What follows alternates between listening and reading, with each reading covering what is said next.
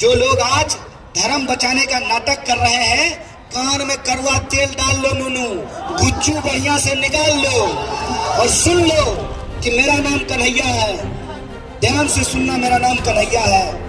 हम जानते हैं हिंदू धर्म के बारे में, हमको पता है कि तुम आज पैदा हुए हो, तुम्हारी पार्टी आज पैदा हुआ है, मोदी आज कर रहे हो।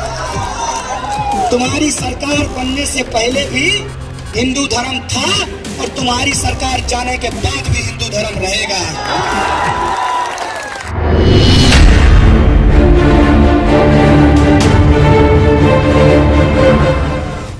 तो इस देश की गद्दी पे बैठा हुआ इस देश गृह मंत्री जो तरीपार है, उस तरीपार को कहना चाहते हैं कि ये तरीपार हो जा खबरदार, बिहार की जनता है तैयार, और तरीपार हो जा खबरदार। ये बिहार की जनता, ये बिहार की धरती है और बिहार एक क्रांतिकारी इतिहास रखता है अपने आप में समेटकर। बिल्कुल, बिहार शांति का संदेश भी देता है। बिहार जहां बुद्ध और महावीर की धरती है, गुरु गोविंद सिंह की धरती है, वहीं क्रांति की भी संदेश देता है। ये जेपी की भी धरती है। इसीलिए इस सरकार को हम कहना चाहते हैं कि यह सरकार, तुम कहते हो कि तुम 1 इंच पीछे नहीं हटोगे। आप तमाम लोग अगर हमारा साथ देने के लिए तैयार हैं तो 1 इंच क्या, हम इनको वहीं पहुंचा देंगे जहां इनका दोस्त मेहुल चौकसी घाट करेगा। हम इनको कहना चाहते हैं कि हमारे पुरखों ने इस देश की आजादी के लिए अपना जान गंवाया है। हमारे देश के लोगों ने अंग्रेजों की फूट डालो राज करो की नीति से लड़ा है। हमें अफसोस है कि एक बार हमारा देश फूट डालो राज करो की नीति के चलते धर्म के नाम पे बटा है। दोबारा इस देश को हम धर्म के नाम पे नहीं बटने देंगे। और हम इस सरकार को कहना चाहते हैं, बिहार की इस ऐतिहासिक भूमि से, कि यह सरकार, अगर तुम अंग्रेज बनने के लिए तैयार हो तो हम वीर कुंवर सिंह की तरह अपना हाथ कटाने के लिए, अपना जान गंवाने के लिए तैयार हैं। हम इनको कहना चाहते हैं कि हमने अंग्रेजों की फूट डालो राज करो की नीति को देखा है। हमने देखा है कि अंग्रेज किस तरीके से गाय का मांस मंदिरों में फिकवाते थे और सुअर का मांस मस्जिदों में फिकवाते थे और साथ में रहने वाले हिंदू मुसलमान को आपस में लड़वाते थे। हमने ये देखा है। हमने ये देखा है कि धर्म बचाने के नाम पर नेता अपनी कुर्सी बचाते हैं, अपने बच्चों का भविष्य बचाते हैं। अगर वो अपने बच्चों का भविष्य बचा रहे हैं, अपनी कुर्सी बचा रहे हैं, तो हम भी अपने भारतीय होने का वजूद बचाएंगे, अपने बच्चों का भविष्य बचाएंगे।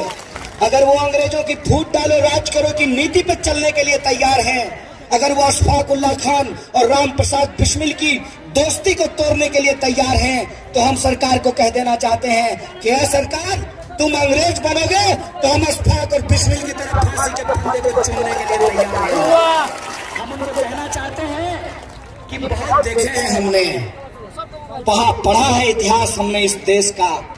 हमने देखा है कि हमारी मिट्टी और हमारी संस्कृति की खुशबू क्या है। हम जानते हैं कि इस देश में जब जब धर्म के नाम पे लोगों को लड़ाया जाता है, तब तब उसके पीछे एक बड़ी साजिश होती है। और बड़ी साजिश क्या है? बड़ी साजिश ये है कि एक तरफ किसान जिनके बच्चे फौज की नौकरी में जाते हैं, देखे हैं कोई अरबपति का बेटा फौज की नौकरी में जाता हो, कोई बिजनेसमैन बच्चा फौज का नौकरी करने के लिए जाता हो, कोई मंत्री का बेटा फौज का नौकरी करता है जी, कोई प्रधानमंत्री का बेटा फौज का नौकरी करता है। हमारे आपके घर के गरीब के बच्चे जाकर के इस देश की सेवा करते हैं, -27 डिग्री और 30 डिग्री में बैठ करके इस देश की सेवा करते हैं।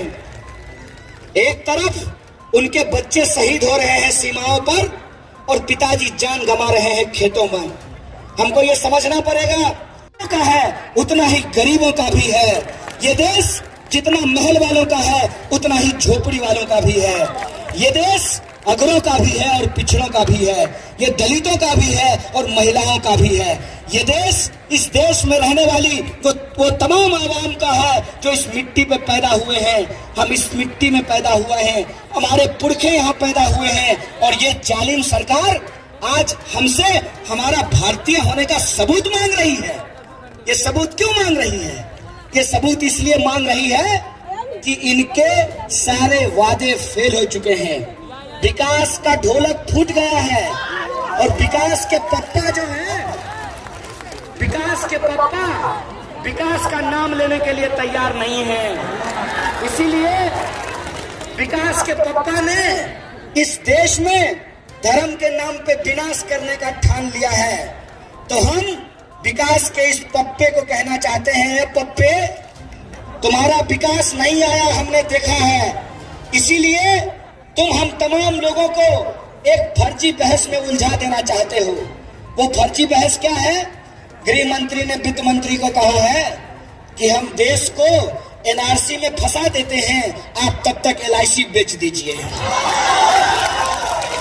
हम जब तक एनआरसी में फंसे हुए हैं तब तक ये एलआईसी का निपटा दिए हैं। हमको ये समझना पड़ेगा कि ये कौन सी नीति है जिसके तहत देश की सरकार सरकारी कंपनियों को बेच रही है। ऐसा होता है क्या?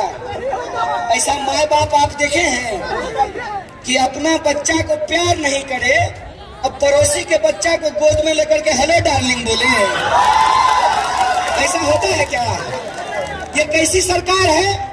ये कैसी सरकार है जो सरकारी रेलवे नहीं चाहती है? ये कैसी सरकार है जो सरकारी बीएसएनएल नहीं चाहती है? ये कैसी सरकार है जो सरकारी भारत पेट्रोलियम नहीं चाहती है? ये कैसी सरकार है जो सरकारी स्कूल नहीं चाहती है, सरकारी अस्पताल नहीं चाहती है, सरकारी रोड नहीं चाहती है? तो सरकारी स्कूल नहीं होगा, सरकारी रोड नहीं होगा, सरकारी अस्पताल नहीं होगा, तो सरकारी प्रधानमंत्री लेके घंटा बजाएंगे?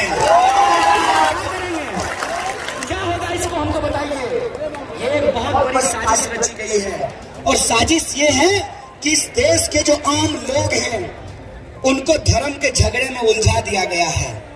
हमारे देश के जवान जब धर्म के झगड़े में उलझे हुए हैं, ठीक उसी वक्त ये जो मोटा भाई है देश का गृह मंत्री, ये अपने बेटे को बीसीसीआई का सेक्रेटरी बना दिया है। आप दिन रात इस फील्ड में भी लड़का सब दौड़ने के लिए आता होगा, भोरे भोरे करके फौज की नौकरी का तैयारी करता होगा, खूब मेहनत करके, ठंडा हो गर्मी हो बरसात हो, दौड़ता है, डिप्स मारता है, उठक बैठक करता है, और जब बहाली के लिए जाता है, सब कुछ होने के बावजूद सीना भी पूरा है, हाइट भी पूरा है, दौड़ भी एकदम सही समय पे पूरा करता है। तब जब मेडिकल होगा तो डॉक्टर कहेगा, अरे बाबू तुम्हारा गोड़ का अंगूठा टेढ़ है, 3 लाख रुपया दीजिए, सब टेढ़ का अंगूठा सोज हो जाता है। क्या चीज? ठीक बोल रहे हैं कि गलत? अरे बोलिए, मैं सच बोलने में थोड़ी पैसा लगता है। सिपाही सब खड़ा है, बता देंगे आपको क्या होता है इस देश में। मेहनत मजदूरी करने वालों का बच्चा मेहनत करके तैयारी करता है, पटना में खिचड़ी खाता है बेचारा, खिचड़ी। 2 टाइम में रोटी बनाने में गर्मी लगता है तो एक ही टाइम में दोनों टाइम का खाना बना करके रख लेता है। 16 घंटा पढ़ता है, एसएससी का तैयारी करता है, रेलवे का तैयारी करता है, और जब एग्जाम देने के लिए जाता है तो पता चलता है कि क्वेश्चन पेपर लीक हो गया है। अभी सिपाही भर्ती हो रहा था, जितना सीट था उससे हजारों गुना ज्यादा देश के जवान जो हैं, बिहार के नौजवान जो हैं, वो परीक्षा देने के लिए गए। ट्रेन में इतनी भीड़ हो गई कि पैर फिसलने से लोगों की मौत हो गई, नौकरी आने से पहले ही जान चली गई। देखिए इस देश में गरीबों के साथ क्या हो रहा है।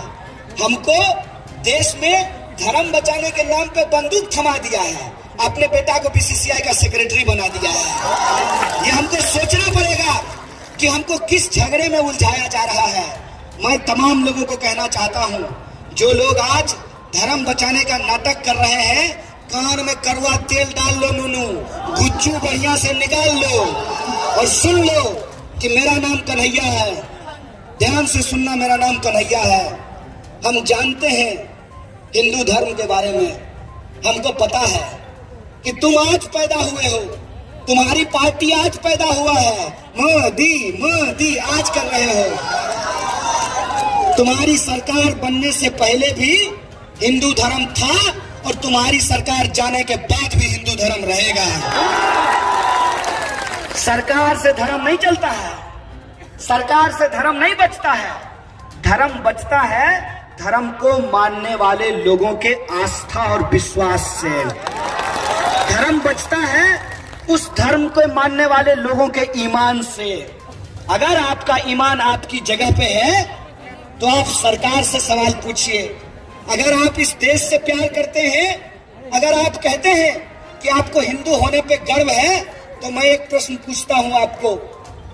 हिंदू धर्म की फिलॉसफी में, दर्शन में यह बताया गया है कि हर मनुष्य में ईश्वर का वास होता है।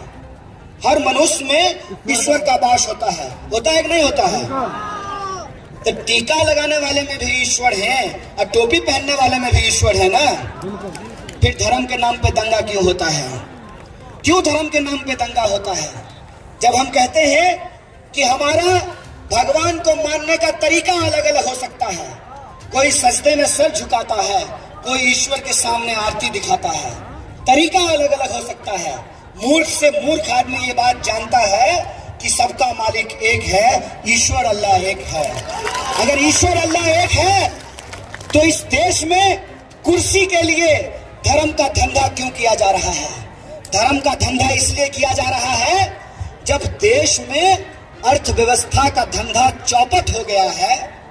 5 ट्रिलियन इकोनॉमी का वादा करने के बाद देश की जीडीपी को जब 5% पे पहुंचा दिया गया है, 45 साल में जब देश में सबसे ज्यादा बेरोजगारी है, किसान सबसे ज्यादा आत्महत्या कर रहे हैं, पिछले 5 साल में 3 करोड़ 16 लाख लोगों की नौकरियां चली गई है। इसीलिए जब देश में अर्थव्यवस्था का जहाज डूब रहा है तो अपनी राजनीतिक कुर्सी बचाने के लिए एनआरसी और एनपीआर और सीए का खेल खेला गया है। इसीलिए मैं आप तमाम लोगों से कहने के लिए आया हूं, हमारे सामने दोहरी चुनौती है। पहली चुनौती यह है कि देश को बांटने वाला अपने ही देश के नागरिकों को अपने ही देश में परेशान करने वाली जो प्रक्रिया है एनआरसी एनपीआर, हम उसके खिलाफ भी लड़ेंगे और हमारे देश के जो भविष्य है उनके रोजगार के लिए, सबके अधिकार के लिए और सामाजिक न्याय के लिए भी लड़ेंगे। एक हाथ में तिरंगा लेकर के, संविधान लेकर के जो आजादी हमको मिली थी उस आजादी को भी बचाएंगे और जो नौनिहाल आपके गोद में है उसके भविष्य की भी रक्षा करेंगे। ये दोनों लड़ाई हमको लड़नी पड़ेगी।